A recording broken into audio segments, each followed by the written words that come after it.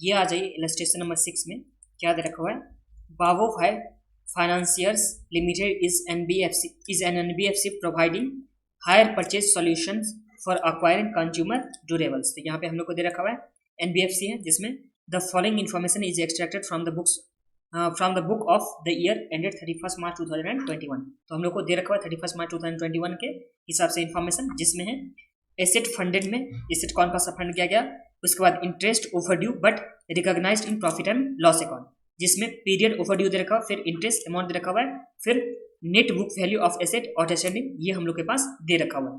तो net book value of asset outstanding है, उसके बाद यहाँ पे एसेट में है एलसीडी टेलीविजन, उसके बाद वॉशिंग मशीन, फिर रेफ्रिजरेटर, फिर एयर कंडीशन, फिर मोबाइल फोन।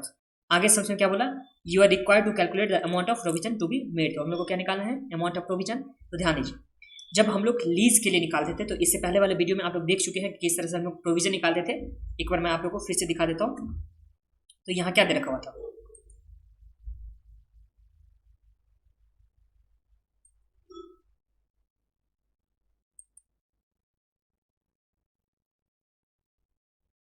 तो यहाँ क्या दे रखा हुआ था हम लोग के पास थ्योरी पार्ट में। तो यहाँ आ जाइए, देखिए बेसिक प्रोविजन निकालते थे पहले। बेसिक प्रोविजन किस तरह से, अमाउंट ड्यू फ्रॉम डेटर। तो हम लोग के पास इस सम्स में अमाउंट ड्यू फ्रॉम डेटर दे रखा हुआ है, तो आंसर इज नो। तो हम लोग बेसिक प्रोविजन नहीं निकाल सकते। फिर अनड्यू इंस्टॉलमेंट था, उसके बाद हम लोग उसमें से नेट बुक वैल्यू। तो बाकी चीज तो इन्फॉर्मेशन दे रखा हुआ है, but amount due from customer ये तो नहीं दे रखा हुआ है। देखिए हम लोग को इसमें क्या दे रखा हुआ है, सम्स में इन्फॉर्मेशन नेट बुक वैल्यू दे रखा हुआ है, net book value of the asset outstanding दे रखा हुआ है, और उसके बाद इंटरेस्ट अमाउंट दे रखा हुआ है। बाकी तो हम लोग को अमाउंट ड्यू फ्रॉम डेटर तो नहीं दे रखा हुआ है, इसलिए इस सम्स में हम लोग बेसिक प्रोविजन नहीं निकाल सकते। तो एडिशनल प्रोविजन निकाल सकते हैं। एडिशनल प्रोविजन में क्या इन्फॉर्मेशन दे रखा था कि ओवर ड्यू पीरियड एक होता था, एक क्या होता था, एडिशनल प्रोविजन का रेट होता था, जिसमें अप टू 12 मंथ तक था 0%, फिर 12 मंथ से लेकर के 24 मंथ तक 10% से, और 24 से लेकर के 36 तक 40%, और 36 से लेकर 48 तक 70%, और उसके बाद क्या था मोर देन 48 में 100%। तो ये हम लोग का प्रोविजन का हो गया था, रेट हो गया था। तो इसी से हम लोग निकालेंगे इसमें प्रोविजन। तो आ जाइए कॉपी में, ये रहा हम लोग के पास इलस्ट्रेशन नंबर कौन सा है, 6। तो यहाँ लिख दीजिए इलस्ट्रेशन नंबर 6। इसमें डायरेक्ट बनाना स्टार्ट करता हूँ। यहाँ पे देखिए net asset of net book value of asset तो हम लोग को दे रखा हुआ है, और उसके बाद प्रोविजन तो रेट हम लोग निकालेंगे इससे, जो टाइम ओवरव्यू पीरियड दे रखा हुआ है, तो इससे हम लोग निकालेंगे। तो चलिए निकालते हैं। Calculation of amount of provision, तो ये लिख दीजिएगा। फिर यहाँ आ जाएगा प्रोविजन, उसके बाद यहाँ क्या आ जाएगा, रेट्स, और यहाँ लिख देता हूँ नेट बुक वैल्यू। अब सबसे पहले क्या दे रखा हुआ है, अप टू 12 मंथ्स। तो यहाँ लिख देता हूँ अप टू 12 मंथ्स, जिसमें नेट बुक वैल्यू कितना दे रखा हुआ है, तो यहाँ पे 20,000, और इसका रेट कितना होता है 12 मंथ्स के लिए 0। तो इस टाइम में प्रोविजन में कितना आ जाएगा, 0 आ जाएगा। फिर है हम लोग के पास फॉर 24 मंथ्स। तो यहाँ पे लिखिए फॉर 24 मंथ्स।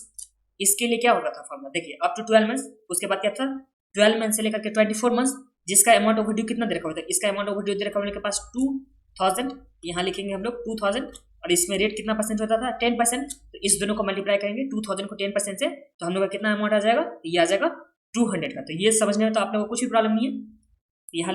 यहाँ लिख सकते हैं more than 12 months to 24 months, ये भी आप लोग लिख सकते हो, या 424 मंथ्स ये भी लिख सकते हो, लिख दो 424 मंथ्स।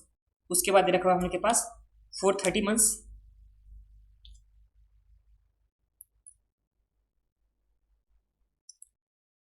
For 30 months. तो 30 मंथ्स के लिए हम लोग कितना दे रखा हुआ अमाउंट, तो 30 मंथ्स के लिए अमाउंट दे रखा हुआ 1250। तो यहाँ लिख दीजिए 1250। तो देखिए फर्स्ट कैटेगरी हम लोग का होता था अप टू 12 मंथ्स, उसमें 0% था।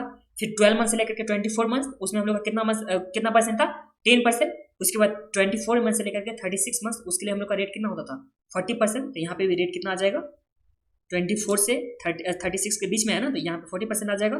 तो 1250 का 40% कितना आता है, 1250 का 40% ये आ गया हम लोग का 500 का। फिर नेक्स्ट में कितना का दे रखा है 45 मंथ्स। यहाँ लिख देता हूँ 45 मंथ्स। तो 45 मंथ्स किस कैटेगरी में आएगा, तो यहाँ पे 36 से लेकर के कितना, तो यहाँ पे 48 की कैटेगरी में, जिसका अमाउंट कितना दे रखा होता है, इसका अमाउंट दे रखा हुआ है 600।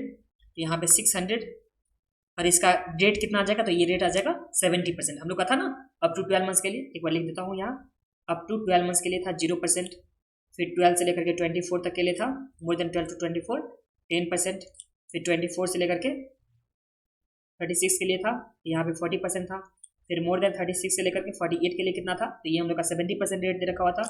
एंड इसके बाद मोर देन 48 मंथ्स के लिए कितना था, तो यहाँ पे 100% हम लोग का रेट दे रखा था। तो ये तो हम लोग का रेट हो गया था। अब इस रेट के हिसाब से हम लोग यहाँ पे जो जिस कैटेगरी में आ रहा है उस कैटेगरी के हिसाब से हम लोग प्रोविजन रेट से अप्लाई करते हैं और उसके बाद आंसर निकालते हैं। तो चलिए निकालिए फटाफट, 600 इंटू 70%, तो ये आ गया 420। फिर उसके बाद फॉर 60 मंथ्स, तो ये तो मोर देन किस में आ जाएगा, मोर देन 48 मंथ्स वाला में, तो 60 मंथ्स में कितना आ गया, इसका अमाउंट है 100 और इसमें आ जाएगा 100% प्रोविजन, तो ये आ गया हम लोग का 100। इस तरह से टोटल प्रोविजन कितना आ जाएगा, तो टोटल प्रोविजन करने के लिए हम लोग को ऐड करना होगा 5 2 7 4 11 11 1 1220 1220, ये हम लोग आ गया प्रोविजन का अमाउंट। और इसी के साथ इलस्ट्रेशन नंबर 6 कंप्लीट हुआ। नेक्स्ट वीडियो में इलस्ट्रेशन नंबर 7।